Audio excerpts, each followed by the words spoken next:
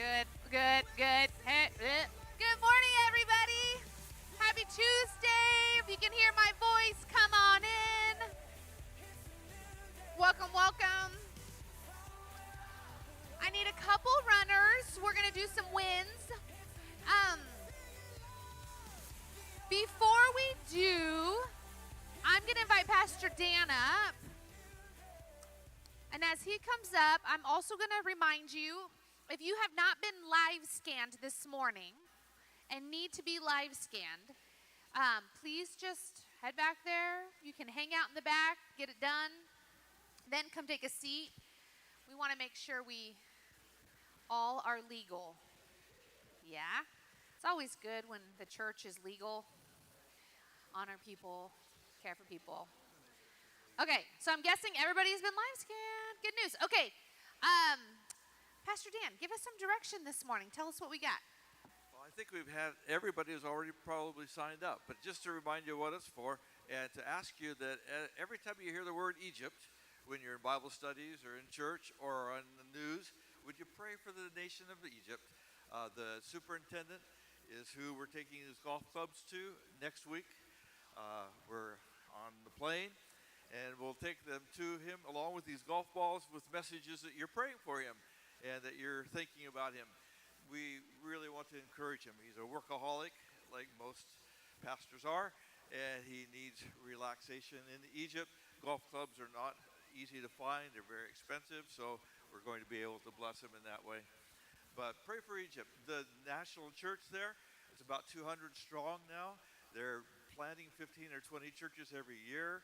They're getting permission from the government to build and remodel churches all the time. It's really a great season, and this has been a wonderful leader who has led the church not only in growth, but now they're sending missionaries. That's awesome. It is.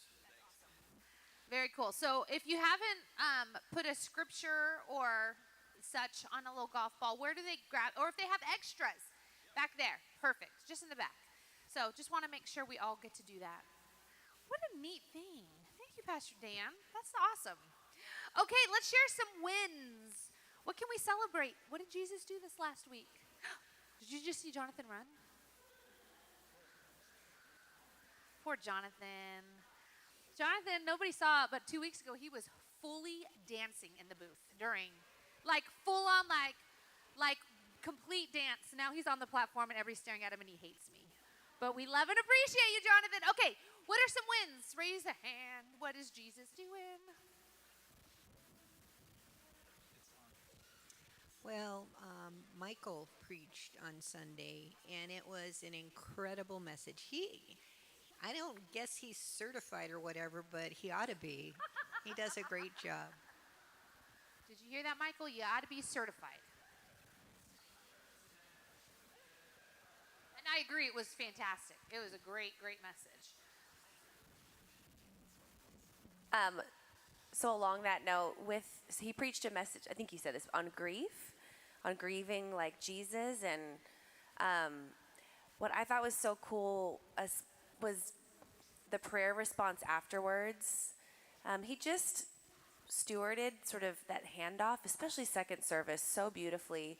And the people who came up for prayer wasn't your typical people who come up for prayer. And I just feel like on a day like that, you're hitting a nerve with a lot of people in a lot of different areas. And it was just a great opportunity for our ministry team to minister to people in raw moments.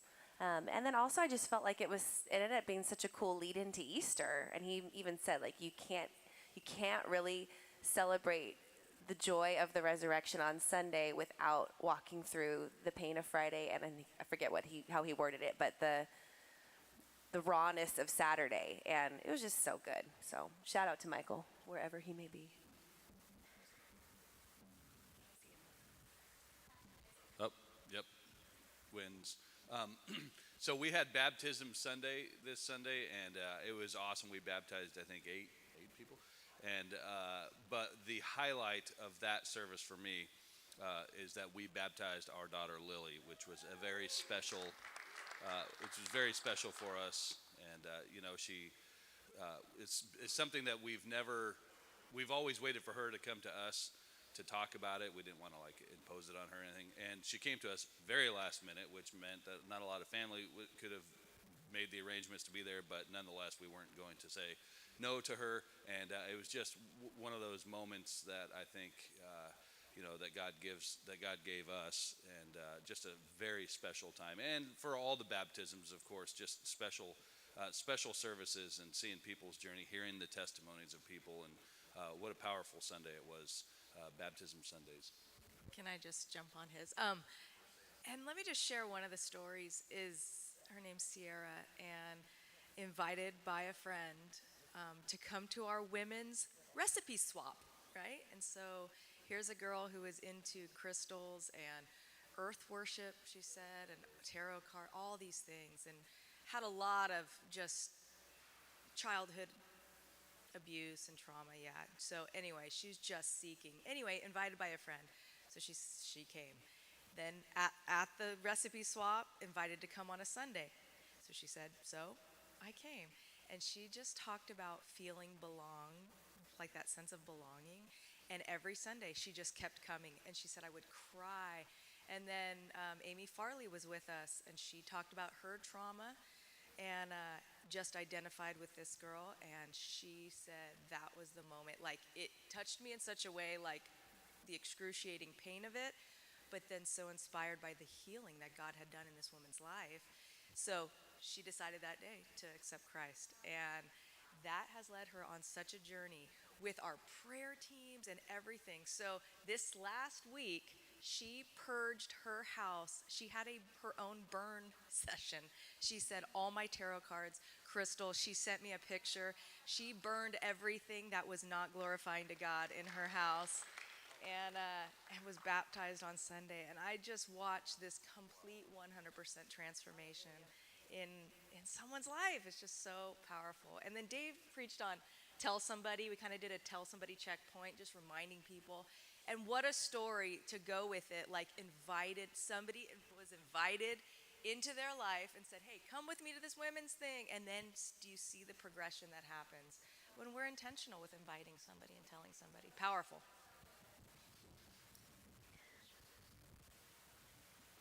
You go ahead, Kathy. Okay. You're up. St. John's / Vintage. The change is going very well. We are really thrilled. There's a whole sense of excitement in the congregation, and a number of people have said, this is really good, this is really right. Even those that had a little reservation are saying, yeah, this is right. And we've seen a bit of an increase. Dan preached Sunday on baptism of the Holy Spirit and tried to get him Pentecostal again. Didn't work too well, but I was going to say, and?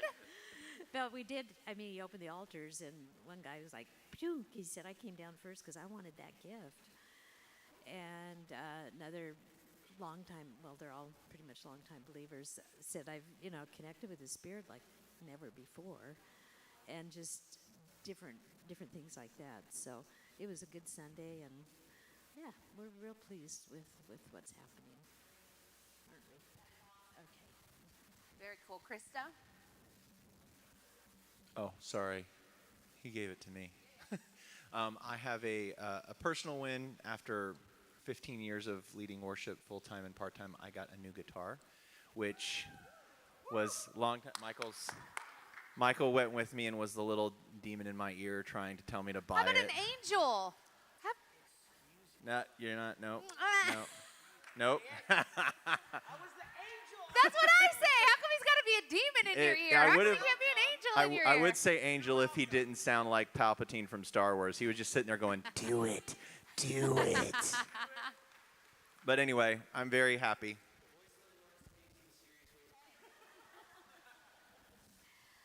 At Riverbank Campus on Sunday, we finished up 14 weeks of focused discipleship in our 9 a.m. service. And it was so powerful. On our worship night toward the beginning of this year, Pastor Marlowe prophesied over Pastors Tracy and Shelley that God was releasing them. I don't know if you remember Marlowe, but into having an anointing to release people into their spiritual gifts. And as I was writing that lesson, that the Lord just brought that back to me, because I was teaching on the difference between spiritual gifts and natural talent, and how to walk in those things and how we walk in them differently. And he challenged me to ask them to pray over people. So we finished the season of discipleship with about 30 people lining up to come and be prayed over to work and move in their spiritual giftings. And not only that, but as people were standing in line, we just made it kind of like a really sacred time. People were just crying as they were waiting to be prayed over. And it was just a really powerful time. So that was beautiful. Then we had a, are you going to talk about the lunch after?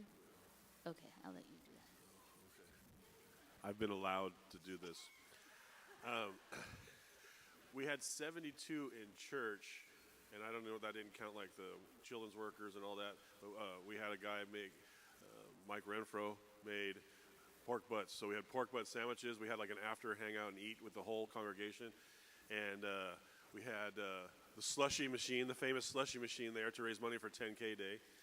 And I think we sold out of everything. I think we ended up serving almost 70 something. So like almost everybody that came stayed and hung out and ate and had a great time after service. And I think that's just part of the building the community and building the disciples who want to be around each other. So it was a great day from beginning to end.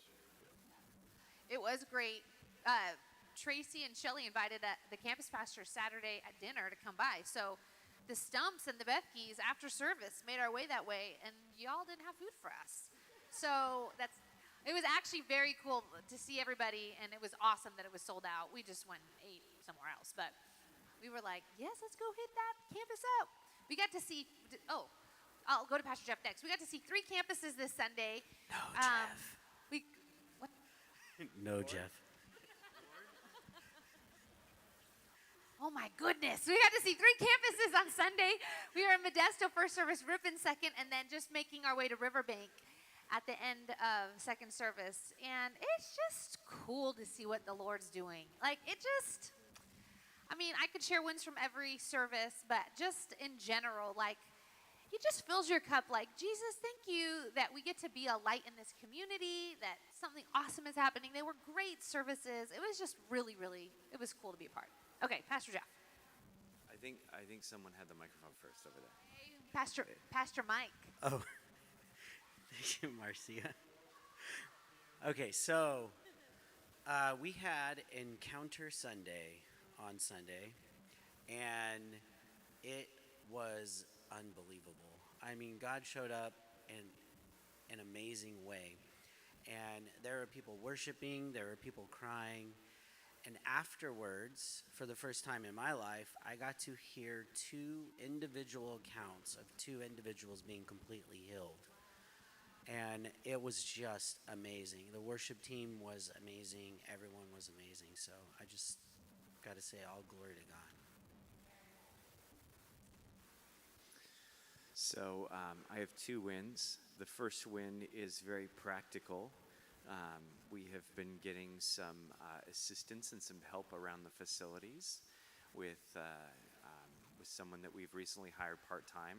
Just started this last week, and it's a breath of fresh air to be able to sort of move some things forward and prepare the facility for a lot of people that are going to come on Sunday for Easter. So huge value. A lot of folks don't see that, but stuff is getting done behind the scenes, which is really valuable. So big win to Dawn for helping manage some of this process, and Daniel will be announced in the next few weeks, so you'll know his name, although you know his name because I said it. So that's the first win. Second win was prayer on Friday.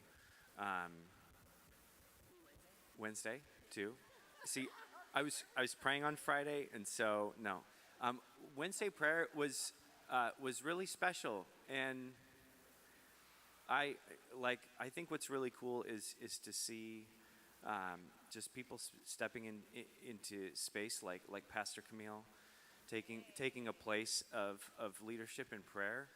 Like, they're just taking us to another level.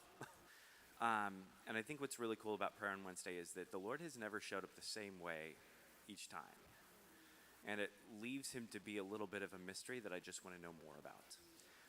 And I feel like that was present on Wednesday with the team, and there were some people that sort of moved in those spiritual in their spiritual language, in their spiritual prayer language. There's others that just encountered that haven't encountered it before and have been impacted by that. So I think there's a power and authority that will get unleashed with that. So. Awesome. We had so many wins. I don't know. I don't know if I'm going to be able to share them all. It was just a really great Sunday and a really crazy Sunday at the same time. So Nick knows what I'm talking about. So we had Pastor Arabella. So we actually have another AG pastor that's she just got her credentials transferred. She was NPLAD, which is the Spanish district, and now she is just transferred her credentials over to Northern California, Nevada. She's a police chaplain for Manteca PD. And her story, I mean, it's a crazy story. She felt like God wanted her to, she felt like the Lord wanted to bring her on our team like 2 years ago before we even planned it, like before COVID and all that. And her son went through a health crisis, and then she took probably a two-year kind of sabbatical from church. She just like stepped out of ministry, stepped out of serving anywhere, and felt like the Lord was bringing her back. There was one day last year where she felt like God wanted her to share a word with us, but she didn't want to do it. So that week, she goes out to dinner with her family, and it was the same time that it was Laura and I's anniversary dinner. So we went out, ended up sitting right next to each other at the same restaurant, so the Lord didn't get her out of that one. So she came over and talked to me, and after that moment, we kind of reconnected, and now she's on our team, and God's really healing her heart from some wounds she's had in the past through her son's illness and through just some other church wounds that she's had. And she got to speak for us this last Sunday, which was incredible. She did an incredible job. And people really responded, and I told her, I was like, I had probably one of my top 3 ministry conversations with somebody. They called me after service and said, that message touched me so much, and she just broke down. And she's a baby Christian. She actually came through our Halloween event and got connected through that. And so she just was like sobbing because God was healing her and working in her life and in her situation. So that was really cool.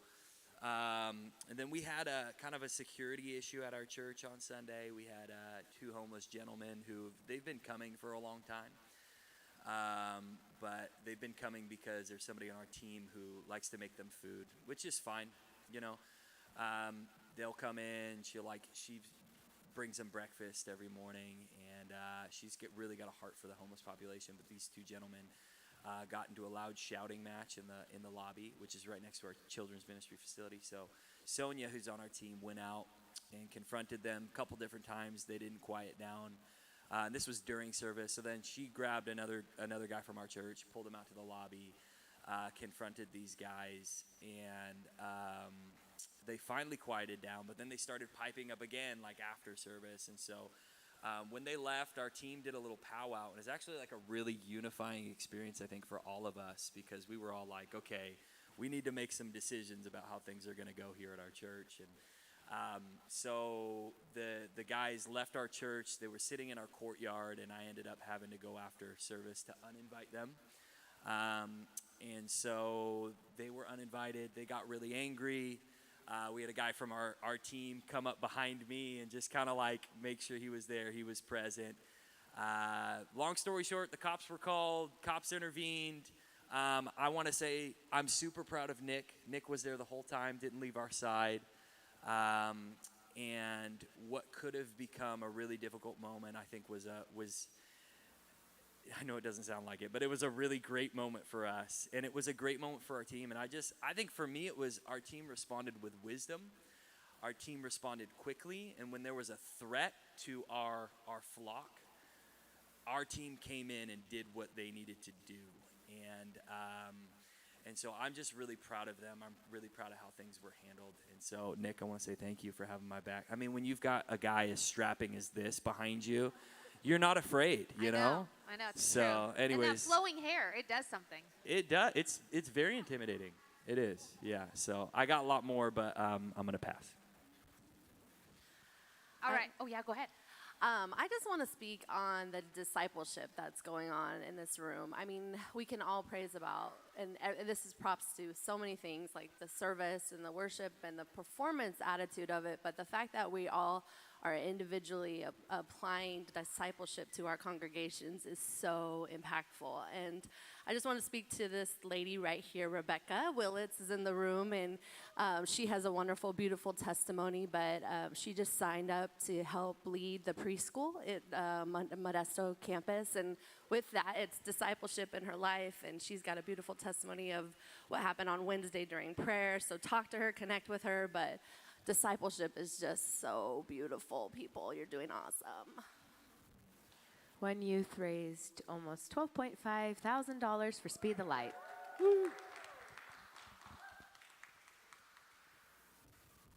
So good. Anything else? Any other wins we can thank Jesus for? Yes. I have one. So for 10K Day, we only had one student who was able to go because the other student had a surprise birthday party that Sunday, and she was bummed she couldn't come. But our one student who came is like, he's one of our shyer ones. Like, I wouldn't expect him to like be as amazing as he was on Sunday. He was going up to houses, like asking for money. And he's one of the shyer people that you would like. There's no way he would do that. Like getting out of his comfort zone in that way and asking random people for money for Speed the Light. And so Caden, by himself, raised $653 for Speed the Light on Sunday. Is this the same kid that wasn't going to come to youth group because he was a little shy? He's from another church? Different kid. Different kid. Different kid. Okay. Well, either way, this is incredible. Very cool. Anybody else? Going once. Okay, I'm going to pray. While I pray, will you grab me a table? Will you grab me the table? Poor favor. Lord, we love you. Thank you so much for this awesome team. Thank you so much for what you've done this past week. Thank you for the wins that we got to celebrate today. And Lord, we want to be a team, and we want to be men and women who always come back and say thank you. And so, Lord, we pause now, and I say thank you, thank you, thank you. In Jesus' name, amen. Okay, y'all. We,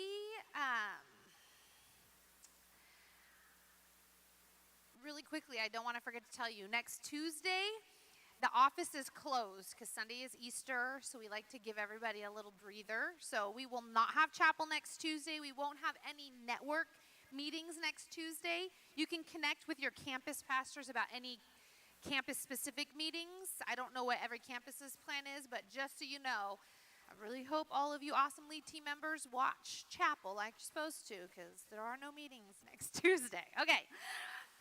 Okay. Leaders confront problems. So I say this a lot. I think I am a broken record on this, and I'm probably a broken record on this because I don't like to confront problems.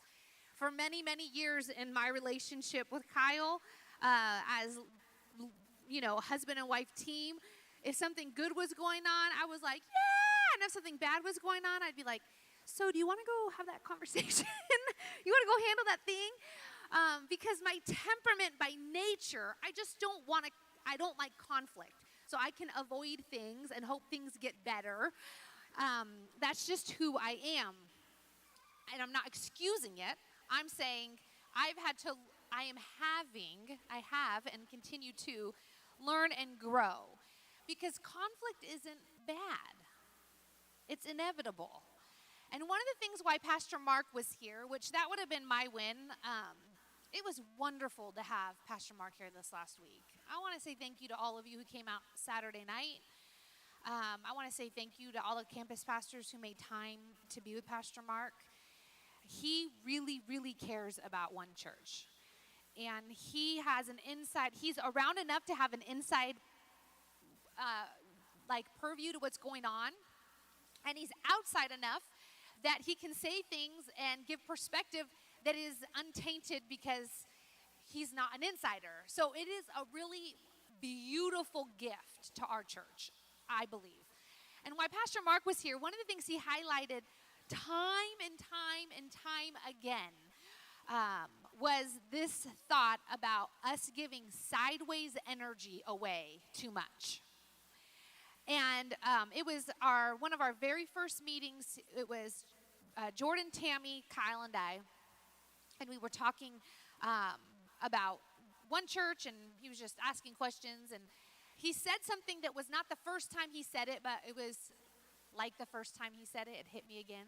He said, let me ask you a question. How many of you, which of you guys, if you were leaving your house, you grab your keys, you're on your way out the door, and you glanced over and you saw a little fire in the corner of the room? How many of you guys would say, I'm going to come back to that later, and then leave? We were like, well, none of us. Obviously, none of us would do that. We'd all go make sure that fire didn't burn our house down. And he said the issue is in life and in leadership. And in our leadership, we are doing this all the time. We are walking in and out of situations, out of meetings, out of ministry, out of church, out of whatever. And there are fires that we glance over at. We go, there's a fire happening there. And we do nothing about it. We say, we'll come back to it later. Or we say, we're going to just keep our eye on it and see if it destroys us. Let's come back later and see how big it's got, because that seems like a fun plan. Obviously, we would never do that, but in real life. But organizationally, we really do it. And here was this. So obviously, the main issue with that is, well, there's a fire is going to destroy something. But secondarily, then if we don't handle the fire, it consumes a lot of sideways energy. Because don't you know, when I leave my house to go grocery shopping and I know there's a small fire, what am I thinking about? I really hope that fire doesn't burn my house down. I wonder if it's hit the whatever. And so then in our real world, Pastor Marlo didn't do what she said she was going to do. Let me kind of see what happens. Then I go throughout my day and I'm wondering, I wonder if she's handled that yet. I wonder how come she didn't. And I'm managing this energy. I'm managing this relationship. I'm managing this problem internally. And now if I'm managing this problem internally, and she's got a team, and everybody on her team knows, everybody on the team is managing this issue internally, all of this energy is going at this problem that we just haven't had the wisdom, the guts, the fortitude, the whatever to confront. This is something I want to improve on. I personally am committed to fixing this, like in myself. I've been working on this. I feel like I continue to take some steps forward. But very honestly, I sat around the table. I don't know why I'm getting emotional. I sat around the table on Friday morning, and I felt like a deep sense of conviction that I'm not honoring God's church the way that it should be honored by letting little small fires remain. And then I felt a deep sense of conviction as one of your leaders that you're trying to lead a department, a ministry, a team, a campus, and in many ways, you're not able to lead the way you're supposed to lead because organizationally, we've allowed these little fires to remain. So, I'm going to grab Kleenex because I do want to live the rest of my workday without makeup down my face. Okay. So, this is something that I personally want to improve, and let me just say, to us who are leaders at One Church, this is something that we need to improve. This is something that each of us needs to be committed to taking some healthy steps forward. Let me show you, I'm going to give you, just from my perspective, how I see this most often in real life at One Church. So I think one of the ways that this often is in action at One Church is with interpersonal issues or conflict. Somebody handled a situation and you felt offended or neglected or overlooked or slighted. So there's like some kind of interpersonal thing that it happened. It is a big enough deal that you remember it, it's a thing, but we don't do anything about it. I think that's one of the ways that we let a little fire and sideways energy take a foothold or gain ground. I think another way this happens is when one of the lead team members of one church is not in alignment with what we do or how we do it. One of the things that I'd say over the last 3 or 4 years, Jordan and Tammy could probably help me actually time it, but we've worked really, really hard to become more clear and to put things on paper. Because I know we are a complicated organization. We like to say we do ministry the most complicated ways. And in many ways we're autonomous, and in many ways we're aligned, and that tension can be confusing. It's not just difficult, sometimes it's genuinely confusing. Sometimes it's like, oh, I actually am not sure how that's supposed to play out. So I understand that it can be complicated, and so we've worked really hard to make sure things are clear and on paper and accessible to everybody. Because don't you know you don't need to know something until you need to know it. And then when you need to know it, you're like, I actually don't know. I don't know that because I've never had to I learned that equation in 7th grade math, but now in this random job, I have to go back and remember it. Like, this is the first time I need to use it. Very different than reading. You use your reading all day long, every day. That's something that, like, we got lots of practice in. But there are a lot of things about one church that, okay, let me get back to my point. When one of us is not in alignment with what we do or how we do it. So, if a connection team member just decides, we're not going to utilize the hub. We're all doing this thing with the hub, but here at our campus, we don't need to do it. For whatever reason, that's out of alignment. Or if a worship team decides, I know that we've decided that Tuesdays are the day that every campus does worship practice, but here at this campus, that's just not going to work, so we're going to move it to this other day. We're just doing our own thing. That's out of alignment. If the youth department decides, you know what, I'm not going to do 10K day, or I'm not participating in fine arts, that's out of alignment. We've said this is who we are and this is what we do. These are just some examples, but the truth is there are a lot of ways that we as one church say, as a team, this is who we are, this is what we do.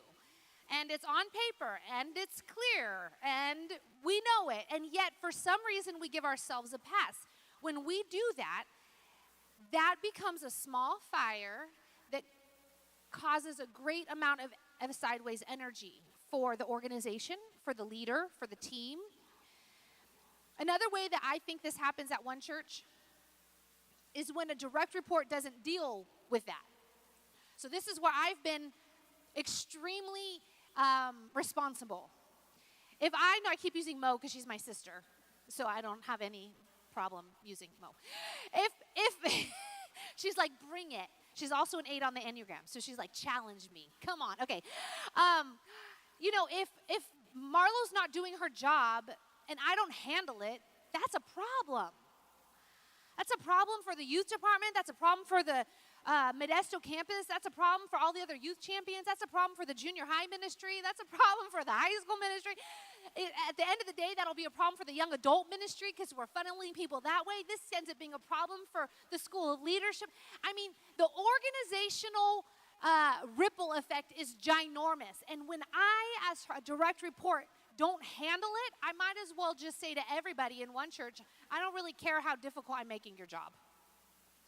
That is a way that I think we at one church live in this way. So I also do you all track with what I'm saying? Okay, let me say this, and Mark said it to our executive team on Friday, and he might have said it in some other meetings along the way too, but I actually think we do things the way we do it is because we care about each other. It's because we operate with love and as a family.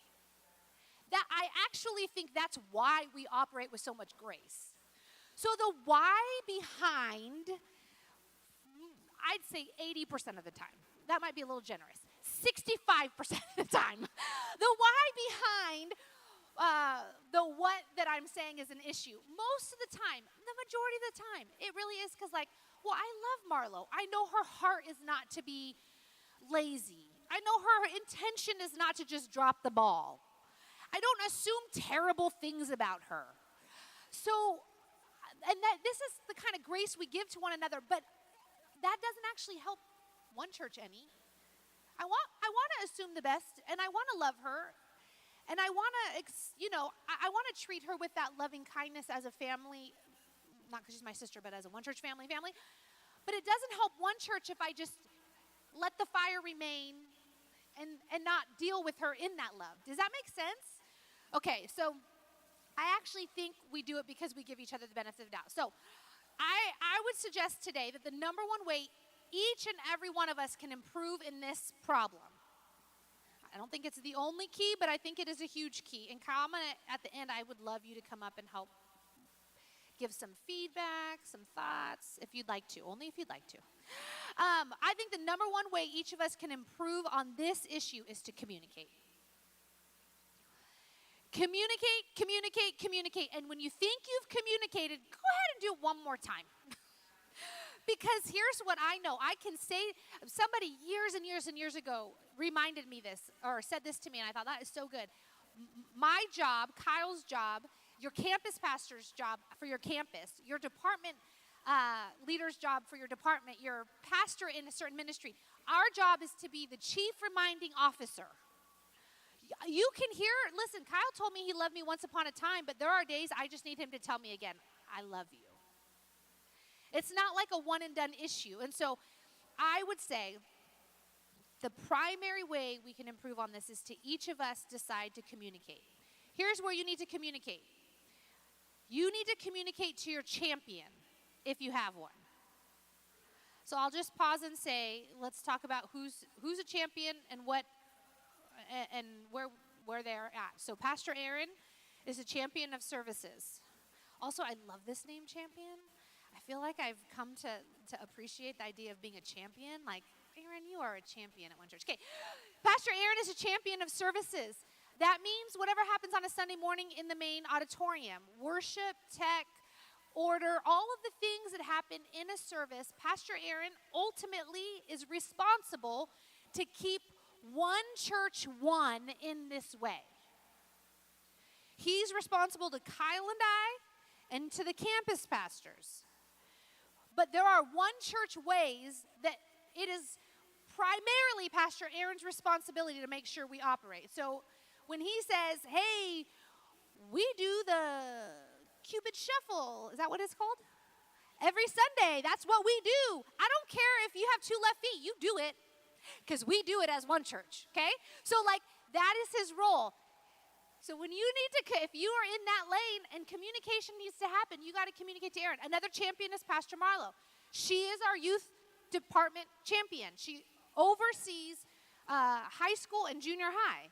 If you are a director, she is somebody you need to be communicating to. Why am I going blank on champions? Savannah! You can tell this part's not in my notes, guys. I just felt like I should take a little tangent, and then I'll go quick. Savannah is our kids' champion. She oversees birth through 5th grade. There is no department in one church that is more aligned than in our kids' ministry. So Savannah is jefe. She is the boss. And if anything, you need anything, something's not working right, if you have a different idea, you go to Savannah because she keeps us one in kids. I'm currently the champion of marketing, and you can laugh. I saw your eyebrow raise. I saw that. It is because sometimes champions are by default, and that is I today. So, but I ultimately, listen, if you're going to do something for marketing, if you want to create something, somebody asked me not a week ago, can I put this logo on a hat, this one church logo? And I said, you can if you do not alter the logo at all. It must be like this. And they were like, done. But you know what? That's a great question to ask because we have a one church way. Thank you, Pastor Mike, who asked that. We have a one church way. So marketing needs to come through me. Connection ministry, connection teams. Once again, I am the champion because Pastor Sam got called to do bigger and better things without permission. So if you have an issue or you connect up to me, I'm the champion there. Have I missed any champions? Brooke, is that who you're pointing to? Young adults. Is there a different champion Brooke, are you champion for something else other than young adults? Brooke is a champion for young adults. We have one young adults ministry. This actually really helps that world. But we all are responsible to Brooke for young adults, which is why we keep Thursdays holy, which is why we keep worship on Tuesdays. The ripple effect down the line is ginormous. So, did I miss any champions? Pastor Mike is the champion of kingdom builders. Yes, he is. All things kingdom builders. Pastor Mike helps make sure we remain one. This is an area that we are aligned in many ways and autonomous in many ways. Anybody else I'm missing? Okay, these are things that I'm going to be putting on. Jordan is a champion of all things. Jordan's role is one church, but I wouldn't necessarily call him a champ. I mean, he is a champ. Jordan, you're a champion. But he's also just the executive administrator and has the wielding power of all finances. Whoosh. Okay, here's what I'm getting to. Here's what I'm getting at. We have to communicate. And if you live in one of these departments, then you've got to communicate up to your champion. You also have to communicate up to your campus pastor. Most often, those are your direct reports. In some situation, there is another direct report that is not a champion or a campus pastor. It is, and I don't need to tell you who your campus pastor is because you know that. But there might be another, like, so-and-so oversees the Cupid Shuffle, and just this one, like, you got to make sure that you know that person too. But you've got to communicate. You just need to communicate. So those are people you need to communicate to. You need to communicate when you can't be somewhere or when you're going to be late. You need to communicate when you need help and you're struggling to make something happen. If I say we all do the Cupid Shuffle, this is such a dumb illustration. But if I say we do this and you're the one that's responsible and you don't know how to do it, please don't just not do it. Come tell me, I don't know how to do that. I need help. And I will probably say, you should ask so-and-so because they can do it really well. Let them come fill in for you. Does that make sense? So, like, if you can't do something, if you're struggling to make 10K day happen, if you're struggling to get a hub sign up, if you're struggling, I don't know what it is. If you need help, don't just not do it. Communicate. Communicate when you see someone not following through. We've talked about this not too long ago when we did the ideal team player, and we talked about peer accountability. One of the primary dysfunctions of a dysfunctional team is that there's a lack of accountability. If Marlo never does her job, you all know it. And probably you're all looking at me going, why are you such a bad leader letting her not do her job? So if I'm her peer and she's not doing her job, I probably should say, hey, how come you haven't done your job yet? Is there something I don't know? Do you need help with something? Like, we can do this in a loving way, but peer accountability is a great place to go. And if you're not a peer and you're just you're their direct report, like I have felt in general about one church things that I'm responsible for, I need to up accountability when something's not happening. Okay, does all this make sense? Okay, I'm going to go off on a tiny another little tangent, but it does have to do with accountability. There's a one church way that I think is really important for us as a team. This is something that we've not done well. We've not done well in almost every department and every lane in our church on this, okay? So as I say it, I don't want you to feel picked on. I just want you to know it's not just you, this is us, and we need to fix this. This is how communication needs to look at one church. We ask, we don't tell. So if Marlo is my direct report, and all of the youth department is doing fine arts. I'm going to use a real example here. And I, as the youth director at the Bethke campus, decides to not do fine arts. If I just say, for whatever reason, it doesn't even matter. I can't get kids signed up. I have no kids. Whatever. We're busy. I just dropped the ball. I hate fine arts and I hate teenagers. I don't care what the example is. If I just think I'm not doing fine arts, let me tell you what I shouldn't do.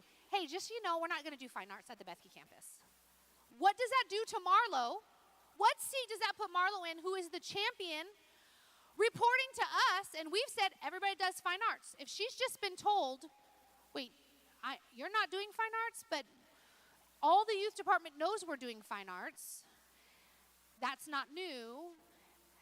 It really puts her in a seat to not help. Now, let's just say I've been trying to get fine arts off the ground. I have knocked on every person's door, talked to every parent, invited every student, and I have exhausted every last thing. I cannot make it happen. Let me tell you a great way to do it. Mo, I am struggling to get anybody signed up with fine arts. Here's what I've done. It's next week, I know, or sign-ups are cut off tomorrow. I have done everything I know to do. I don't know what to do. What do you suggest? At this point, it doesn't look like we have anybody participating. Can you see the difference? It puts Marlo in a seat to come back to her leaders and not just say, I don't know why it's not happening. They've just said no. To like, I have all the information. Here's what they've done. Here's what I've said. It's not going to work. I'm giving them a pass. It's not that we don't work with one another. It's just a different approach. Does that make sense? Okay, so when one church does something, when your ministry does something, when a department does something. Now, I'm not saying like if I come to you and I'm like, hey, would you go to lunch with me tomorrow? And you say, no, I can't do that. That's a different situation. But when I say, hey, we preach on a Sunday morning, and you're like, yeah, I'm not preaching anymore. Like, that's out of alignment, right? So when one church does something, when there's a way that we do it, when it's a part of our portfolio, the hand open, loving posture to take is to ask permission, to ask for help, to request an adjustment, to do something different. Not just to tell your direct report you're not doing it. Does that make sense? Okay, I think this is a big area that we need improvement on. Okay, let's see.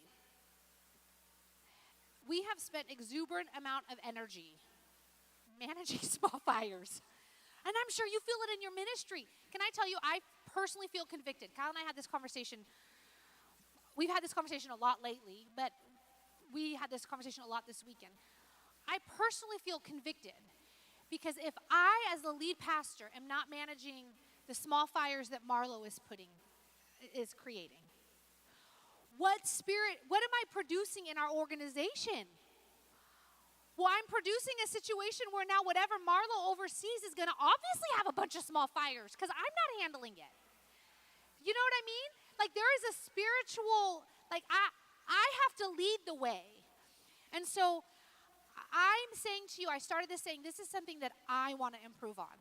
And luckily right now, or not luckily for one church, I'm not really sure. It is what it is, so we're going to count it as a blessing. Luckily right now, one church, I tend to have the majority of ministry things that I am at some point it comes up to me. And so this is something that I'm going to work on. And this is something that I'm asking you who are leaders to work on alongside of me. One small fire to contain is difficult. But every once in a while, there's a small fire that we might realize, I need to put some protective things around that small fire and just leave it for a week or a day or an hour because I'm not sure how to put that out yet. Every here and there, if that needs to happen, okay. But if we live in that space, we are like tiptoeing through heated problems all the time, and then you go home tired, exhausted, burnt, frustrated, angry, So to manage one might be possible. Imagine 30 of them. Very difficult. So I would love some feedback. I'd love some thoughts from you. Kyle, do you want to come give any thoughts, feedback? I'd love to hear from you. He's got very good, one of Kyle's gifts is that he sees things from the forest and the trees. Pastor Chase spoke a word prophetically in a prayer time years ago. We were in our office, and he said, Kyle, God has gifted you to see every hole that is, if one church is a boat, a ship, God has gifted you to see every hole and every potential hole so that we don't sink. So the perspective that he has, even before things come to be, sometimes can be like, man, you see it all. But that's a real gift to one church. We don't want to sink. So anyways, I would love some feedback. How do you want to go first? Okay. Thoughts, questions, feedback. Savannah. One book that I don't know if it came through here, but critical conversations are super great to have when dealing with conflict. And then also to ring the gong again, discipleship. When you are invested in someone's life, it's so much easier to give healthy, not criticism, but conflict resolution. And then just since we all deal with multiple people, it's super important when you're dealing with a conflict, do not do it in a group setting when it's for one person. It does not ring for that one person, and it hurts the other people in the room. So if you have a specific person that needs conflict resolution, do it with the one person, not as a group. Thank you for sharing that, Marcia, too. I was judging myself based on my Bible school at the house. The only class I didn't get an A in was the conflict management. I got a C. So it makes a lot to me. But also, I think when we learn that, we watch those video lessons, take everything to that last 10%. That's the part that I think we're kind of getting at a little bit, but get to that last 10% to put the fire totally out. And I think so, yeah. I appreciate this. I think sometimes things have the capability to snowball. And when you've got one small fire and you decide to not deal with it, and then there's another small fire and another small fire, before you realize it, Pastor Marcia is having to come and talk to me about 3 things, which is going to feel heavier. It's going to take more time. And, fires in a house, at some point, they connect. And so it's just important to realize that when we put things off, they snowball over time. And as the leader, it inside, we're all human. It becomes very difficult to separate, okay, I'm talking about a song that I really don't like, or I'm talking about this band member that we're having trouble with. At some point, even if you're only talking about one in your belly, you've got 6 or 7 that you're really having to unnecessarily control emotion on. And then that person on the other end is feeling it, or they're knowing it's there, but nobody's saying it, the whole elephant in the room. So that's another reason why just open communication prevents just that buildup and snowball that can just overtake us.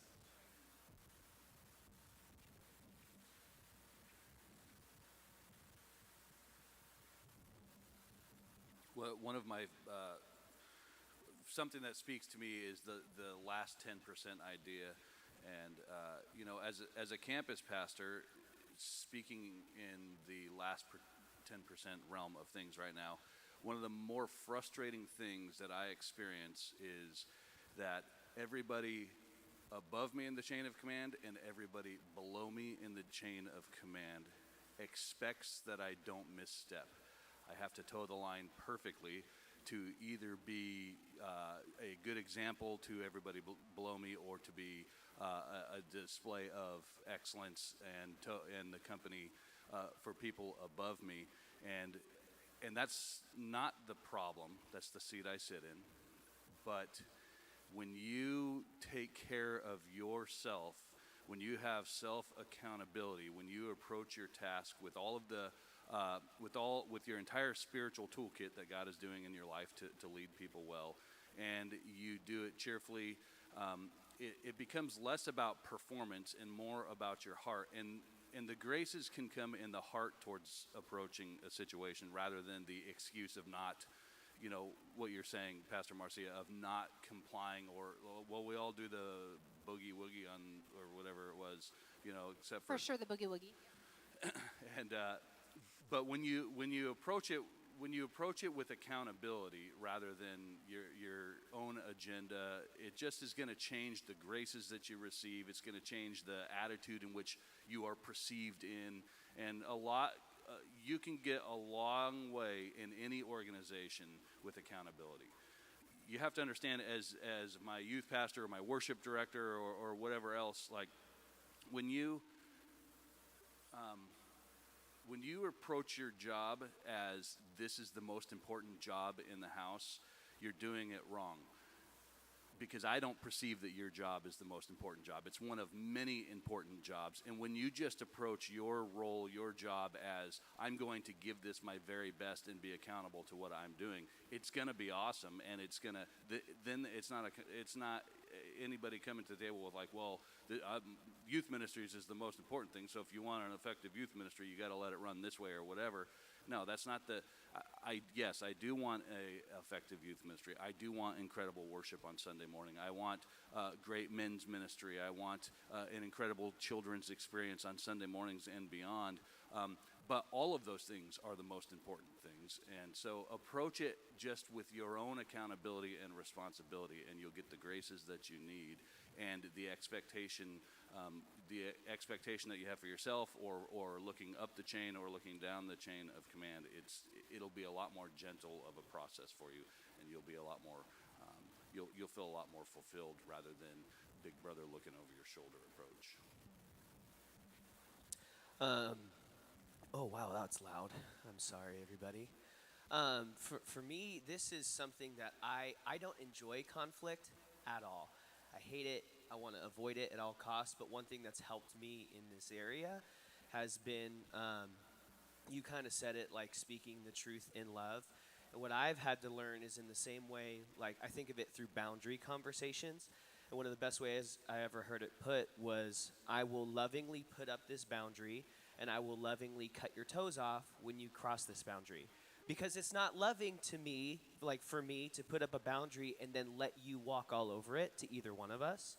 And so that's been a helpful way for me to think through it. And I want to, my default is like, oh, it's probably this, benefit of the doubt, not worry about it. But even then, it's better for me to have the conversation and clear the air and just check, rather than to assume and then we're on very different pages. So that's kind of been something that's helped me. And when you said that, it just makes me think of that. So, yeah. I have a question. Because I'm fairly new here, I'm still learning the one church way and learning how to look at ministry in a much healthier perspective. It's great. It's just hard. But how do you differentiate between what is actually a fire versus you looking at an issue through like your own personal like hurts or whatever that may be? Like, how do you differentiate those two? Great question. Any ideas? Any thoughts? Yeah. Wait, take that microphone so everybody on the live stream can hear.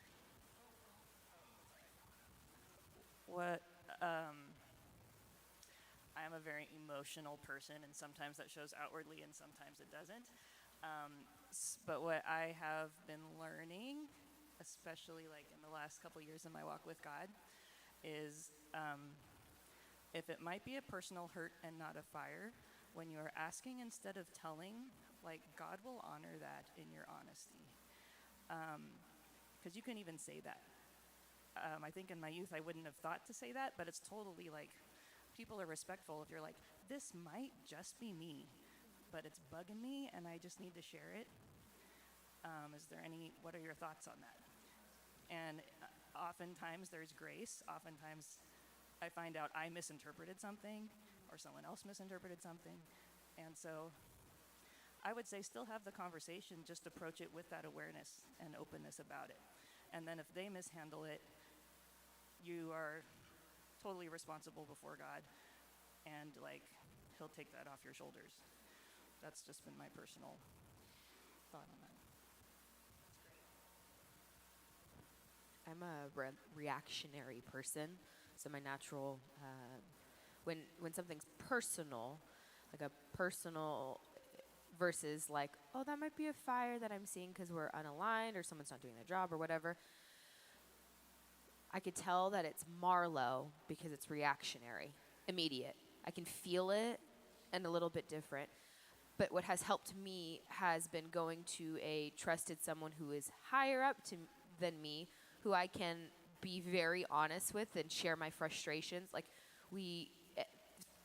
most of the time it's you. So like I'll go to Marcia or Pastor Christina and I'll be like, I'm so mad and I can't do this and I'm trying really hard to communicate well, but I'm mad. And then they can help walk me through the process of, is this Marlo, or is there a combination of, okay, your reaction is Marlo, but there is something here. And most of the time I have to, I find that like I might need to remove myself from a situation because I'm not going to respond, I'm going to react. So I have to recognize for myself like, oh, I'm going to react right now, and I know that's not healthy. So maybe I say, give me like 10 minutes, and like let me think through this, let me walk away and call somebody, and then let me come back. Because that sometimes is what helps me realize, is this Marlo and past hurt, trauma, whatever, or is this like a combination of it, or is it like, no, I think this is valid. I think that I'm seeing something, and I want to make sure that I'm just 100% clear and in the right through the process. So.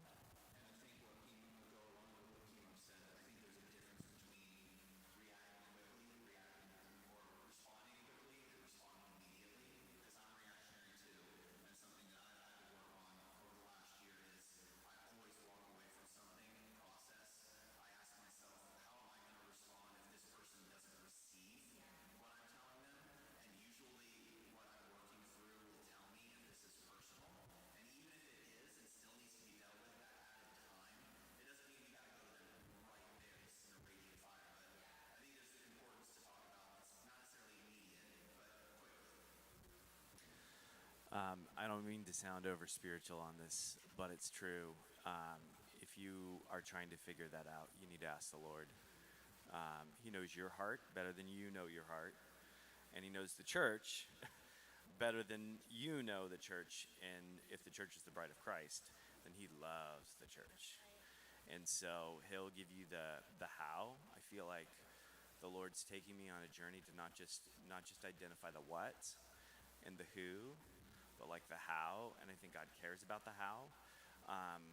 And so I think He'll give you the discernment to be able to see, to say whether or not like this is, no, I've properly identified this because I do come from a place and there is an experience that I have. And so I am viewing it through a lens.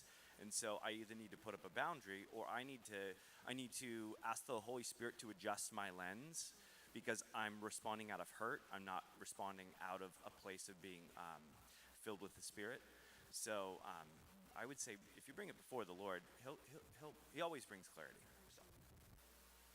And the only other thing I'd add, that was all super good. The other thing I'd say is, coming from a dysfunctional place in life, when I finally realized, like, oh, I'm dysfunctional. I handle things dysfunctionally. Because I thought everybody else around me was dysfunctional.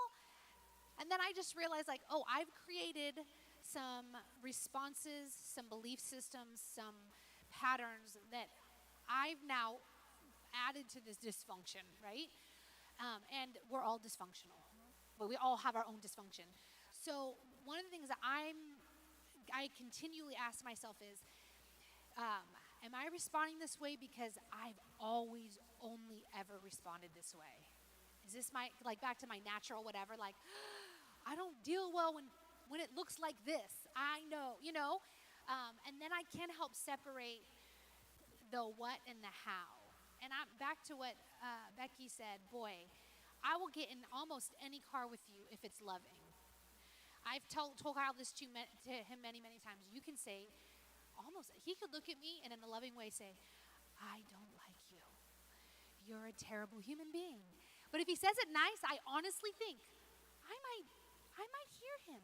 But if he comes at me like, listen, I don't like you, you're terrible, then immediately my response is like, what? Like I'm going to rise up against that. So now I know myself well enough to know that would actually break my heart. I actually don't think I'd handle that well. But theoretically, you can say almost anything if you say it right. And so when you're not sure, if I've done something and you're like, gosh, I don't know if it's just me and my past, or if like this is a thing. If you come to me and say, I'm not sure if this is a me thing, but I'm internally I'm wrestling with it. So there's lots of sideways energy going. I just need to have a conversation. Immediately, my defenses are down. I'm saying, I'm like, well, I don't want you to have sideways energy. Let's work through this thing together. I think that goes a long, long, long, long way. For sure. Okay. Pastor Dave was talking, and he was saying, this may not have been the central thread of what you said, but one of the things you said is those below me have an expectation of me, those above me do, and living in this little world where there's a lot of expectation or whatever. I want to say to everybody that you do not have to be perfect in this organization. We do not have a fear of failure here. I have a fear that we don't try enough things and we don't fail enough. If that makes sense? Like, we are not a risk-averse organization. Mark Batterson and National Community Church, one of their axioms is everything's an experiment. And because of that, we fail sometimes. We come up short. A good idea that we think is a great idea doesn't really work out or whatever. And so I just want you to know there is room in this organization for you to not be A+ every day. So you don't have to be good every time at one church, but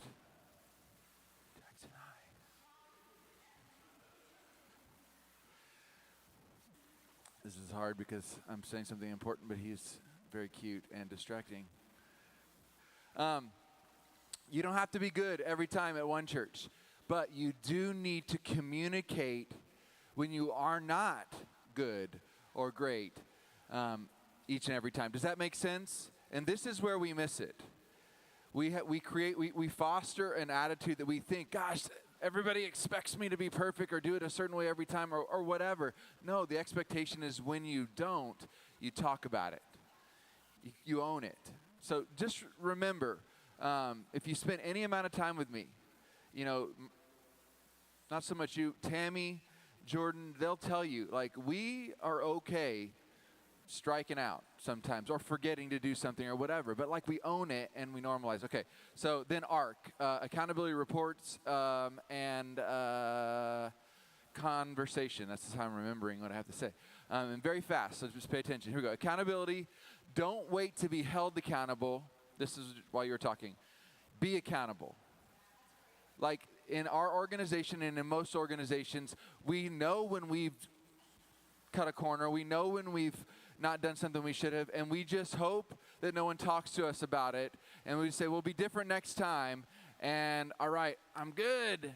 No. Don't wait to be held accountable. Be accountable. And that will foster the next time being better for you, for whoever else you're interacting with. So be accountable. Tell on yourself. Take ownership. Responsibility. When you have two reports, when you have two reports, okay, that's a muddy world. Usually one's a secondary report and one's a primary report, and so that helps. But if there are two reports, a champion and a campus pastor, or whatever that looks like, don't pit the two against each other. Don't go to one and say, they said this, and then the next one, they said this, and all of a sudden you're having all these just triangle of conversations. If you ever find yourself and your reports are saying two different things or whatever, then base camp everybody together and say, hey, just so you know, you said this, and you said this, and I'd love to talk and get some clarity. That way the two people can be like, you know what, we're saying different things. Let's talk, and then we'll come back to the person and we'll simplify for them because this isn't fair. All the time, we do things wrong when we've got dual reports. It is possible. It's not easy, but it is possible for us to succeed in a dual report world. You just have to decide to do it without pitting it or favoring one versus the other. I hope that makes sense. That's reports. And then lastly, conversation. The one church way, whatever. Can I just tell you, there is room for a conversation at every turn. Why am I so confident when I hear her say the one church way? Well, it's because no one person decides the one church way. Like if you knew what we did every week up there in the DLT meeting and then monthly strategic meetings, you would know that there may be an idea that starts with one person, but it goes through a bunch of different points before it's officialized on some level. And that doesn't mean that everybody still owns it equally, but we walk out and we own it together, but maybe not own it, excited about it equally. But regardless, I want you to know One Church Way is not wrapped up in one person other than Jesus. It's a collaborative thing, and we walk it out, and everything that you talk about, with this champion or this champion or the Cupid Shuffle or whatever, if enough of us don't like the Cupid Shuffle, then we won't do it anymore, if that makes sense. Nothing is sacred. We're willing to change it all. I hope that makes sense. That's my comments. Marcia, you're doing an incredible job teaching us on these Tuesdays, and it's just a blessing to sit and listen. So I'm just very thankful for that. Thank you very much. It's very kind. And I noticed when I get you out 10 minutes late. But similar to last week when Pastor Dan brought a word that was just like ministering to our souls, I didn't want to have this conversation that's like, in my opinion, this is a big deal. This is important for organization, and you just said it. I don't want to tell you things, and then like we all walk out like good little soldiers. Like we want to be a team, so I really care if you're like, I don't know if it's me, is it us, is it the one church thing, or like, I struggle with this, or I needed to hear this, or I disagree with this. Like, it is okay. It is like, so anyways, I needed to take the time because I don't want to just tell you things. I want you to feel like we're in on this. So, all right, Lord, help us. Help us. All these people have got to maybe in some ways do something that's uncomfortable every time we see a fire. If we like conflict, then we've got to put down that bit of us that's ready for a fight. And if we don't like conflict, then we've got to rise up that bit of us that it's just a challenge. And so, all of us equally need your help. Let us love one another in such a great way that it causes us to handle all this well. In Jesus' name. Amen, y'all.